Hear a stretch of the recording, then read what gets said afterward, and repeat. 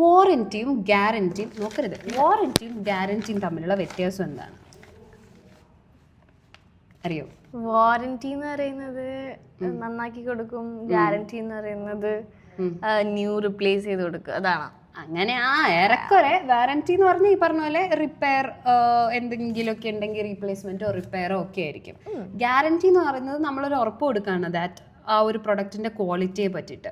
I guarantee you that this product is good എന്ന് പറയില്ലേ, I warranty U എന്ന് പറയില്ലല്ലോ. അല്ല, ഇപ്പൊ ഗ്യാരന്റി എന്ന് പറയുമ്പോ അതിനെന്തെങ്കിലും ഒരു പ്രശ്നം പറ്റിയിട്ടുണ്ടെങ്കിൽ അവര് ഗ്യാരണ്ടി വേർഡ്സ് ആയിട്ടല്ലേ. വാറന്റി ഓൾവേസ് എപ്പോഴും റിട്ടേണിലായിരിക്കും ഉണ്ടാവുക. Guarantee actually even stronger promise ആണ് about the quality of the product. അപ്പോൾ അവർ റീപ്ലേസ് ചെയ്ത് കൊടുക്കും. റീപ്ലേസ് ചെയ്യുക എന്നുള്ളത് വാറന്റിയിലായിരിക്കും ഉണ്ടാവുക. ഫുൾ റീപ്ലേസ്മെന്റ് വാറന്റി ഉണ്ടാവും, റിപ്പയർ വാറന്റി ഉണ്ടാവും. ഈ നേരം ഇവിടെ വീഡിയോ എടുക്കാൻ പറ്റില്ല, അത്രയും വണ്ടികളാണ്. അപ്പം ഇതാണ് ഗ്യാരന്റിയും വാറന്റിയും തമ്മിലുള്ള വ്യത്യാസം. ഓക്കെ, സോ ഈ ഒരു ഫോണിന് 1 കൊല്ലത്തെ വാറന്റി ഉണ്ടെന്ന് എങ്ങനെ ഇംഗ്ലീഷിൽ പറയാന്നുള്ളത് നിങ്ങൾ താഴെ കമൻറ്റ് ചെയ്യുക.